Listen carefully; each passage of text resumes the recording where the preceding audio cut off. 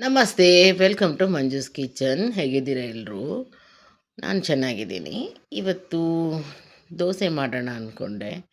ತುಂಬ ಸಿಂಪಲ್ಲಾಗಿ, ಈಸಿಯಾಗಿ ಮಾಡ್ಕೋಬೋದು ದೋಸೆನ.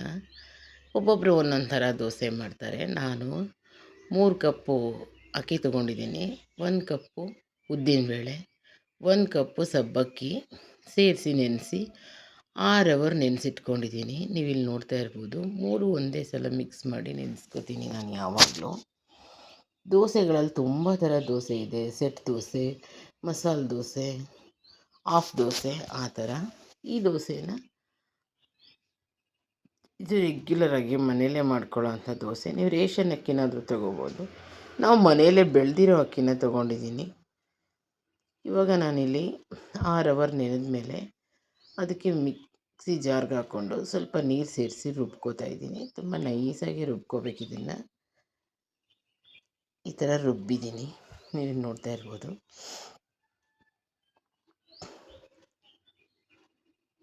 ಮತ್ತು ಇನ್ನೊಂದು ಜಾರ್ ಸೇರಿಸಿ ರುಬ್ಕೊತಾ ಇದ್ದೀನಿ. ನನಗಿದು 3 ಜಾರ್ ಆಗುತ್ತೆ. ನಮ್ಮ ಮನೆಯಲ್ಲಿ 6 ಜನ ಇದ್ದೀವಿ ಒಟ್ಟು, ಹಾಗಾಗಿ ರುಬ್ಕೊಂಡೆ. ಇವಾಗ ಇದಕ್ಕೆ ಉಪ್ಪು ಸೇರಿಸಿ ಒಂದೇ ಡೈರೆಕ್ಷನಲ್ಲಿ ಈ ಥರ ತಿರುಗಿಸಿ ಕಲಿಸ್ಕೋಬೇಕು. ಹೀಗೆ ಎಲ್ಲ ಕಲಿಸ್ಬಾರ್ದು, ಒಂದೇ ಡೈರೆಕ್ಷನಲ್ಲಿ ಈ ಥರ ಕಲಿಸ್ಕೊಳ್ಳಿ.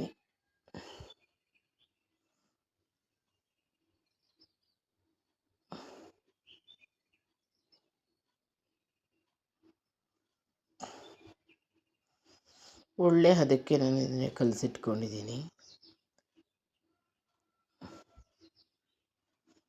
ಇದು ನಾನು ಮಾಡಿಟ್ಕೊಂಡಿರೋ ದೋಸೆ ಪೌಡ್ರು. ದೋಸೆ ಇಡ್ಲಿಗಳಿಗೆ ಅಂತ ಈ ಪುಡಿನ ಮಾಡಿಟ್ಕೊಂಡಿದ್ದೀನಿ. ಈ ಪುಡಿನ ಯಾವ ಥರ ಮಾಡೋದು ಅಂತ ತೋರಿಸ್ತೀನಿ. ನೀವು ಇಲ್ಲಿ ನೋಡ್ತಾ ಇರ್ಬೋದು. ಸ್ಟವ್ ಮೇಲೆ ಒಂದು ಬಾಣಲೆ ಇಟ್ಕೊಂಡು 1.5 ಟೇಬಲ್ ಸ್ಪೂನಷ್ಟು ಎಣ್ಣೆನ ಸೇರಿಸ್ಕೊಂಡಿದ್ದೀನಿ. ಅದಕ್ಕೆ 1 ಕಪ್ಪು ಬಟಾಣಿ, 1 ಕಪ್ಪು ಉದ್ದಿನಬೇಳೆ 2 ಸೇರಿಸಿ ಚೆನ್ನಾಗಿ ಹುರ್ಕೋಬೇಕು. ಕಂದು ಬಣ್ಣಕ್ಕೆ ಬಣ್ಣ ಚೇಂಜ್ ಆಗೋ ಹಾಗೆ ಲೋ ಫ್ಲೇಮಲ್ಲೇ ಹುರ್ಕೊತಾ ಇದ್ದೀನಿ.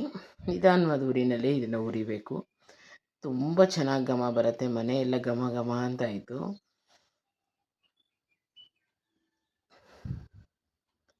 ನೀವು ಇಲ್ಲಿ ನೋಡ್ತಾ ಇರ್ಬೋದು, ಮನೆಯೆಲ್ಲ ಘಮ್ ಅಂತ ಸ್ಮೆಲ್ ಬರ್ತಾಯಿತ್ತು. ತುಂಬ ಇಷ್ಟ ಆಗುತ್ತೆ ನಿಮಗೆ ದೋಸೆ ಈ ಪುಡಿ ಹಾಕ್ಕೊಂಡು ಮಾಡಿದಾಗ. ಒಂದು ಸಲ ಟ್ರೈ ಮಾಡಿ. ಇವಾಗ ನಾನೇನು ಮಾಡಿದೆ, ನಿಧಾನವಾಗಿ ಅದನ್ನೆಲ್ಲ ಕಂದು ಬಣ್ಣ ಚೇಂಜ್ ಆಗೋಗಿ ಹುರ್ಕೊಂಡು 1 ಬಟ್ಲಷ್ಟು ಎಳ್ಳನ್ನು ಸೇರಿಸ್ಕೊಂಡಿದ್ದೀನಿ, ಬಿಳಿ ಎಳ್ಳು. ಇವಾಗ ಇದನ್ನು ಹುರ್ಕೋಬೇಕು. ಇವಾಗ ಇದನ್ನು ಹುರ್ಕೊಂಡು 7ರಿಂದ 8 ಬ್ಯಾಡಗಿ ಮೆಣಸಿನ್ಕಾಯಿ ತೊಗೊಂಡಿದ್ದೀನಿ. ಆ ಬ್ಯಾಡಗಿ ಮೆಣಸಿನ್ಕಾಯಿಗೆ ಸ್ವಲ್ಪ ಹುಣಸೆಹಣ್ಣು, ನಿಮ್ಗೆ ಯಾವ ಅಳತೆ ಹುಣಸೆಹಣ್ಣು ಇಷ್ಟ ಆಗುತ್ತೆ ಆ ಅಳತೆ ಹುಣಸೆಹಣ್ಣು ಸೇರಿಸ್ಕೊಂಡು ಹುರ್ಕೊಳ್ಳಿ. ಸ್ವಲ್ಪ ಕರಿಬೇವು ಸೊಪ್ಪು, ಇಷ್ಟನ್ನು ಸೇರಿಸಿ ಹುರ್ಕೋಬೇಕು. ನಾನೇನು ಮಾಡಿದೆ, ಎಲ್ಲ ಹುರಿದಾದ್ಮೇಲೆ ಮಿಕ್ಸ್ ಮಾಡಿ ಆರಕ್ಕಿಟ್ಟೆ. ಇವಾಗ ಅದನ್ನು ತಣ್ಣಗಾಗಕ್ಕೆ ಬಿಡಬೇಕು. ನಾವಿಷ್ಟು ಪದಾರ್ಥನ ಹುರಿದಿದ್ದೀವಲ್ಲ, ಇದನ್ನು ತಣ್ಣಗಾಗಕ್ಕೆ ಬಿಟ್ಟರೆ ತಣ್ಣಗಾದ್ಮೇಲೆ ಈ ಥರ ಮೆಣಸಿನ್ಕಾಯಿ ಥರದ್ದೆಲ್ಲ ಎತ್ಕೊಂಡು ಮಿಕ್ಸಿ ಜಾರಿಗೆ ಸೇರಿಸ್ಕೊಂಡು ಫಸ್ಟು ಈ ಮೆಣಸಿನ್ಕಾಯಿ, ಹುಣಸೆಹಣ್ಣು ಇದಿಷ್ಟನ್ನು ಪುಡಿ ಮಾಡಿಕೊಂಡು ಮತ್ತೆ ನಾವು ಹುರಿದಿಟ್ಟಿರೋದನ್ನು ಸೇರಿಸಿ ಪುಡಿ ಮಾಡಿದ್ರೆ ಪುಡಿ ತುಂಬ ಚೆನ್ನಾಗಾಗುತ್ತೆ. ನೀವು ನೋಡ್ತಾ ಇರ್ಬೋದು. ಈಗ ಇದನ್ನ ಈ ಥರ ಪುಡಿ ಮಾಡಿಕೊಂಡು ನಾವು ಹುರಿದಿಟ್ಕೊಂಡಿರೋ ಕಾಳುಗಳನ್ನ ಸೇರಿಸಿ ಪುಡಿ ಮಾಡ್ಕೋಬೇಕು. ಈ ಪುಡಿನ ಉದುರಿಸಿ ದೋಸೆ ಮಾಡಿದಾಗ ತುಂಬ ಚೆನ್ನಾಗಿರುತ್ತೆ. ದೋಸೆಗೆ, ಇಡ್ಲಿಗೆ ಚಟ್ನಿ ಪುಡಿ ಥರ ಇರುತ್ತೆ. ಇದು ತುಂಬ ಚೆನ್ನಾಗಿರುತ್ತೆ. ಚಟ್ನಿ ಪುಡಿಗೆ ನಾವು ಕೊಬ್ಬರಿ ಎಲ್ಲ ಸೇರಿಸ್ತೀವಿ, ಇದಕ್ಕೆ ಸೇರಿಸಿಲ್ಲ. ಇವಾಗ ಉಪ್ಪಿನ ಪುಡಿ ಸೇರಿಸಿ ಮಿಕ್ಸ್ ಮಾಡ್ಕೊತಾ ಇದ್ದೀನಿ. ಬಿಸಿ ಬಿಸಿ ದೋಸೆ ಪುಡಿ ರೆಡಿಯಾಗಿದೆ.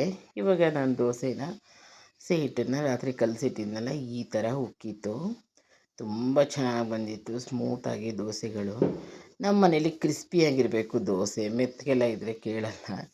ಸೆಟ್ ದೋಸೆ ಥರ ಹಾಕೋಣ ಅಂತ ಒಂದು ದೋಸೆನ ಹಾಕಿ ಟ್ರೈ ಮಾಡಿದೆ. ಸೆಟ್ ದೋಸೆ ನನಗೆ ಬೇಡ ಅಂದ್ಬಿಟ್ಟ ಮಗ.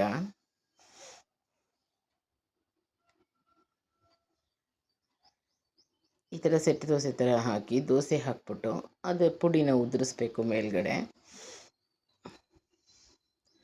ಸ್ವಲ್ಪ ತುಪ್ಪನೂ ಸೇರಿಸಿ ಲಿಡ್ ಕ್ಲೋಸ್ ಮಾಡಿ ಬೇಯಿಸ್ಕೊಂಡೆ. ಅವನು ಈ ಥರ ಮಡಚಿ ಕೂಡ ಬೇಯಿಸ್ಕೊಡಿ ಮಮ್ಮಿ ನನಗೆ ಅಂತ ಕೇಳ್ದ. ಆಮೇಲೆ ಅವನಿಗೆ ದೋಸೆನ ಮಗ್ಚಿ ಕೂಡ ಬೇಯಿಸ್ಕೊಟ್ಟೆ. ತುಂಬ ಚೆನ್ನಾಗಿತ್ತು ದೋಸೆ. ನೀವಿಲ್ಲಿ ನೋಡ್ತಾ ಇರ್ಬೋದು, ತುಂಬ ಚೆನ್ನಾಗಿ ಬರುತ್ತೆ ದೋಸೆ. ಇವಾಗ ಈ ಥರ ಕೂಡ ಬೇಯಿಸಿಕೊಟ್ಟೆ ಅವನಿಗೆ. ಆಮೇಲೆ ದೊಡ್ಡದಾಗಿ ದೋಸೆ, ತೆಳುಗೆ ದೋಸೆ ಮಾಡಿ ಅದನ್ನು ಕ್ರಿಸ್ಪಿಯಾಗಿ ಒಂದು ಸೈಡ್ ಮಾತ್ರ ಬೇಯಿಸಿ ಆ ಪೌಡ್ರ್ ಹಾಕಿ ತುಪ್ಪ ಹಾಕಿ ಮಾಡಿಕೊಡಿ ಅಂದಾಗ ಆ ಥರ ಕೂಡ ದೋಸೆನ ತೆಳುವಾಗಿ ಹಾಕ್ಕೊಂಡು ದೊಡ್ಡದಾಗಿ ಅದಕ್ಕೆ ನಾವು ಮಾಡಿಟ್ಕೊಂಡಿರೋ ಪುಡಿ ಹಾಕಿ ತುಪ್ಪ ಸೇರಿಸಿ ಸ್ವಲ್ಪ ಎಣ್ಣೆನೂ ಸೇರಿಸಿ